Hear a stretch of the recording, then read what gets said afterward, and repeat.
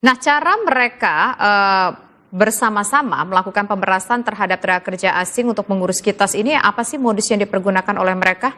Apakah terang-terangan Ya, atau terselubung tapi seolah-olah itu memang sesuatu yang resmi atau gimana, Mas? ya. Jadi begini, Mbak Tisa. WNA ketika melakukan pengurusan dokumen keimigrasian, baik seperti kitas ataupun kitab ataupun dokumen keimigrasian lain, seringkali menggunakan perantara, ya, Hmm. seperti biro jasa ataupun pihak-pihak lainnya. Hmm. Ketika melakukan pengurusan itu, diduga oknum-oknum di keimigrasian ini sengaja mempersulit, bahkan hampir selalu menolak setiap permohonan. Nah, modus itu yang kemudian menjadi titik awal, titik untuk memaksa para WNA ini melakukan pembayaran ekstra. Ya, jadi ada istilah setiap ACC klik dari proses pelayanan dari keimigrasian itu ada harganya.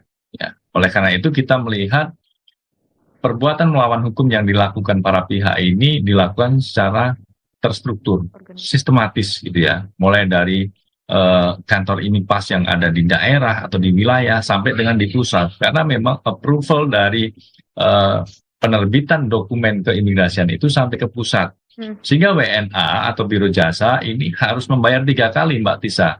Oke. Satu, pembayaran PNBP yang ini memang resmi. Yang kedua, dia harus membayar di level daerah atau wilayah.